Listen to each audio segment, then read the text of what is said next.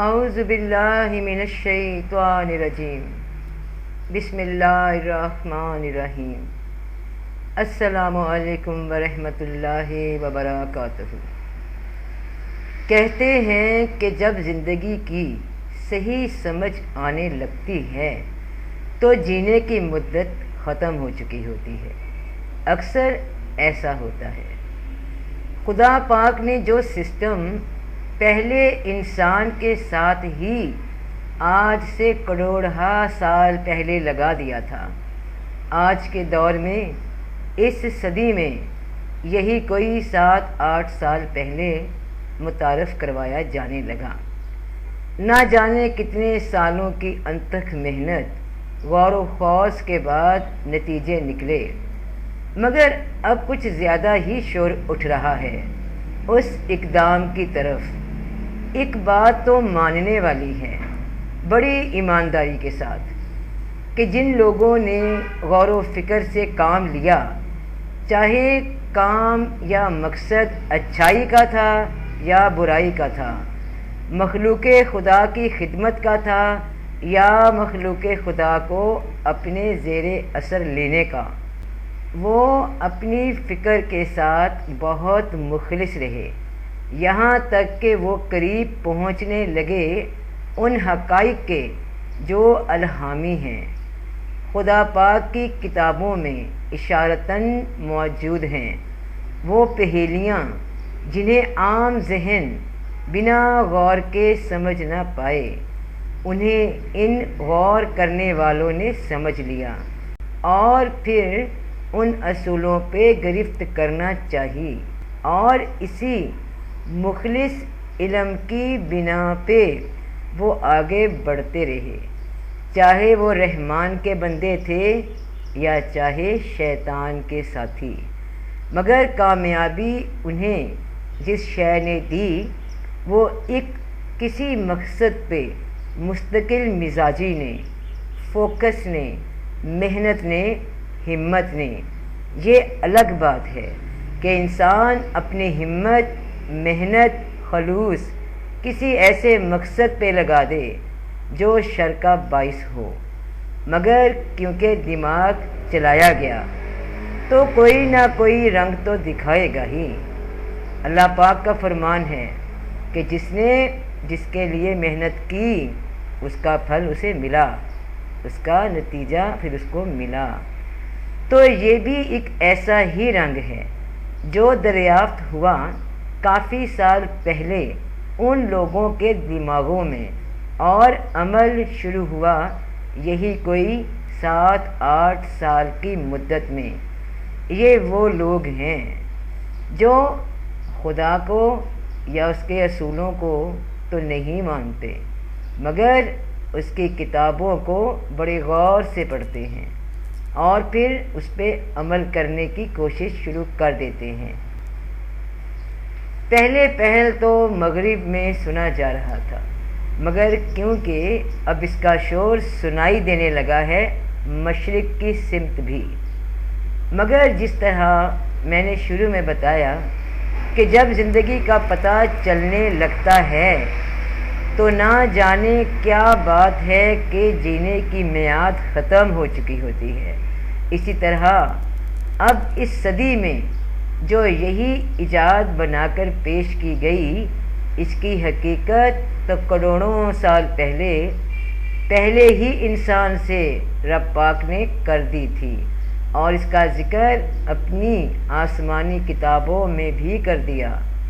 میں بات کر رہی ہوں اس چپ کی جسے مائکرو چپ مارک RFID امپلانٹ چپ یعنی ریڈیو فریکوینسی آئیڈینٹیفیکیشن کے نام سے جانا جانے لگا ہے۔ اس چپ کی ڈیٹیل آپ نیٹ پہ کہیں بھی پڑھ سکتے ہیں۔ اس چپ کے ذریعے کسی بھی انسان کی تمام ڈیٹیلز، اس کے accounts, credit cards, Hare detail in لوگوں تک پہنچ جائے گی اور پہنچ رہی ہے جو اس ٹیکنالوجی کے کرتے دھرتے ہیں۔ اور اب تو یہاں تک کہا جا رہا ہے کہ یہ نہ صرف کریڈٹ کنٹرول کرے گی بلکہ انسان کے دماغ کے خلیات کو بھی کنٹرول کر سکیں گے مستقبل قریب میں۔ میں نے ذکر کیا کہ یہ بات ایجاد تو ہو گئی، مگر یہ ایجاد آج نہیں ہوئی، یہ تو ایک نقشہ ہے، ایک نمونہ، اور جو رب پاک نے قرآن پاک میں فرما دیا، آج سے 1400 سال پہلے بتا دیا، سورۃ بنی اسرائیل آیت 13 میں، کہ ہم نے ہر آدمی کا نامہ اعمال اس کی گردن کے ساتھ لگا دیا ہے اور قیامت کے دن اس کے سامنے نکال کر رکھ دیں گے۔ یہ ہے وہ خدائی چپ جو اس نے ہم میں ہر ایک کے گلے میں فکس کی ہوئی ہے پیدائشی طور پہ۔ سب ریکارڈز پہنچ رہے ہیں رب پاک کے پاس، یہاں تک تو بات ہو گئی۔ اب یہ جو مائکرو چپ مارک ہے، اس کے ساتھ 3 عدد بھی جوڑے جاتے ہیں جو ہیں 666، یعنی 666، 666، اور کہا جاتا ہے کہ یہ عدد کسی بیسٹ جانور کا نشان ہے۔ اور اب اس عدد کے حوالے سے بھی بائبل میں یعنی انجیل مقدس میں، یوحنا عارف کے مکاشفے میں، ریویلیشن آف جان میں پیشن گوئی کی طرح موجود ہیں۔ قرآن پاک میں بھی ذکر اور بائبل پاک میں بھی ذکر اور نشاندہی اس وقت ہو رہی آج سے 2000 سال پہلے، اور آج ہم اس دور میں موجود ہیں جس دور کے بارے میں بتایا گیا۔ تو اس بات سے ہم لوگوں کو آگاہ ہونا بہت ضروری ہے اور باقی بہن بھائیوں تک بھی یہ معلومات پہنچانا ہمارا دینی فریضہ ہے۔ بات امانت کی طرح ہے، جن کے لیے یہ علم ہے ان تک پہنچے گی انشاءاللہ۔ ہمیں غور کرنا ہے قرآن اور انجیل کی آیات پہ، پھر ان احادیث مبارکہ پہ جو پیشن گوئیاں ہیں ان آیات اور واقعات کی، پھر موازنہ کرنا ہے آج کے اپنے اوپر آئے اس دور کے ساتھ، اور پھر مؤثر اقدامات کرنے ہیں، خود کے لیے بھی اور مخلوق خدا کی آگاہی کے لیے بھی۔ یوحنا عارف کے مکاشفے میں بہت ہی چونکا دینے والی باتیں موجود ہیں جو پیش آنے والی ہیں، جس میں واضح طور پہ اس عدد 666 کا ذکر ہے۔ اس کو بہت غور سے سمجھیے گا، کیونکہ اس کے بعد جو حدیث مبارک بتائی جائے گی وہ بھی اسی طرف اشارہ دے رہی ہے۔ تب میں نے ایک دوسرے جانور کو دیکھا جو زمین سے آیا ہوا تھا، جس کو براہ کی مانند 2 سینگ تھے اور اژدہے کی طرح بولتا تھا۔ یہ جانور پہلے جانور کے سامنے کھڑے ہو کر اور اپنے اختیار کو استعمال کرنا شروع کیا اور زمین پر رہنے والے لوگوں کو پہلے والے جانور کی عبادت کروانا شروع کی۔ پہلا جانور وہی تھا جس کو مہلک زخم لگا اور وہ اچھا ہو گیا تھا۔ یہ دوسرا جانور بھی بڑے عجیب عجیب معجزے دکھاتا تھا، حتیٰ کہ وہ لوگوں کو آسمان سے زمین پر آگ آتی ہوئی دکھاتا تھا۔ دوسرا جانور زمین پر رہنے والے لوگوں کو بے وقوف بناتا تھا، کیونکہ وہ اس اختیار کے ذریعے جو اس کو دیا گیا تھا اس کے ذریعے بے وقوف بناتا۔ وہ اس قسم کے معجزوں سے پہلے جانور کی گویا خدمت کرتا۔ دوسرے جانور نے لوگوں کو حکم دیا کہ پہلے جانور کی تعظیم کے لیے ایک بت بنائے۔ یہ وہ جانور تھا جو تلوار سے زخمی ہوا پھر بھی مرا نہیں۔ دوسرے جانور کو اختیار دیا گیا کہ پہلے جانور کے بت میں جان ڈالے تاکہ وہ بہت لوگوں سے بات کر کے حکم دے کہ جنہوں نے اس جانور کی عبادت نہیں کی وہ قتل کیے جائیں گے۔ دوسرا جانور تمام چھوٹے بڑے، امیر غریب، آزاد اور غلام سبھی سے زبردستی ان کے داہنے ہاتھ یا پیشانی پر نشان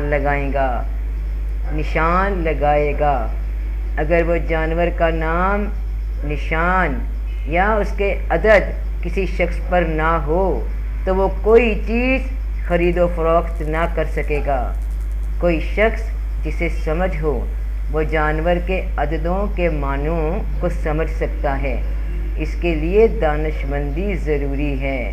یہ عدد دراصل اس آدمی کا عدد ہے جو 666 ہے۔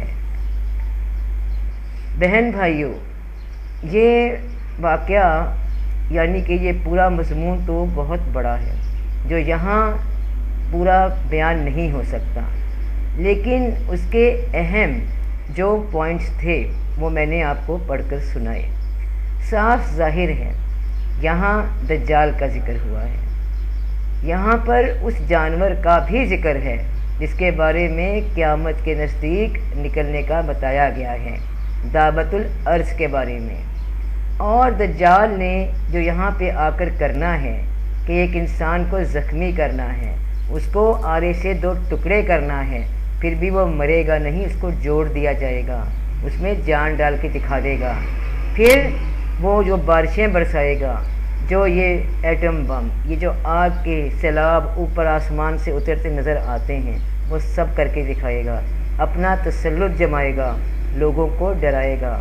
یہ سب اس میں واضح بتایا گیا ہے جو کہ ہمارے حضور پاک صلی اللہ علیہ وآلہ وسلم کی احادیث سے دجال کے بارے میں جو ذکر ہے ہمیں وہاں ملتا ہے۔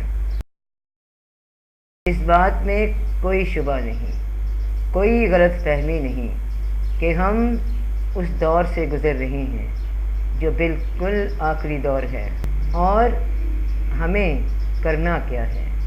ہمیں قرآن کا مطالعہ کرنا ہے، اپنے آنے والی نسلوں کو آگاہ کرنا ہے، اپنے موجودہ لوگوں کو بتانا ہے۔ قرآن اور حدیث کا مطالعہ اس کو خود بھی کیجیے، اپنے بچوں کو، اپنی اولاد کو اس طرف لگائیے، آگاہ کیجیے، اپنے ان بڑوں کو بھی آگاہ کیجیے جو قرآن کی تعلیمات سے دور ہیں۔ یہ آیتیں بہت اہم ہیں جس میں صاف فرمایا جا رہا ہے کہ اے جنوں اور انسانوں کے گروہ، ان قریب ہم تمہاری طرف پوری طرح متوجہ ہو جائیں گے۔ سورۃ رحمان کی آیت 41 جس میں صاف بتایا گیا ہے مجرم اپنے چہرے کے نشان سے پہچانے جائیں گے، پس پیشانی کے بالوں اور پاؤں سے پکڑے جائیں گے۔ اس آیت میں ظاہری اور باطنی دونوں اشارے موجود ہیں۔ اس کے بعد سورۃ الانبیاء کی پہلی آیت، لوگوں کے حساب کا وقت قریب آ گیا ہے اور وہ غفلت میں پڑ کر منہ پھیرنے والے ہیں۔ کس قدر چونکا دینے والی یہ آیتیں ہیں۔ تو بہن بھائیوں، ہم اس دور میں ہیں جہاں یہ سب اب پیش آ رہا ہے۔ اپنے فرض، اپنی ذمہ داری کو ادا کیجیے، ایک انسان ہونے کے ناطے، انسانیت کے ناطے پہچانیے اس وقت کو جو عذاب بن کر ہم پہ آ رہا ہے۔ آگاہ رہیے، ہر طرف نظر رکھیے، خود پہ نظر رکھیے۔ زندگی بڑی مختصر ہے، اس کو خدا کے راستے پہ لگائیے تو سب کا بھلا، سب کی خیر، فی امان اللہ۔ جیتے رہو بہن بھائیوں۔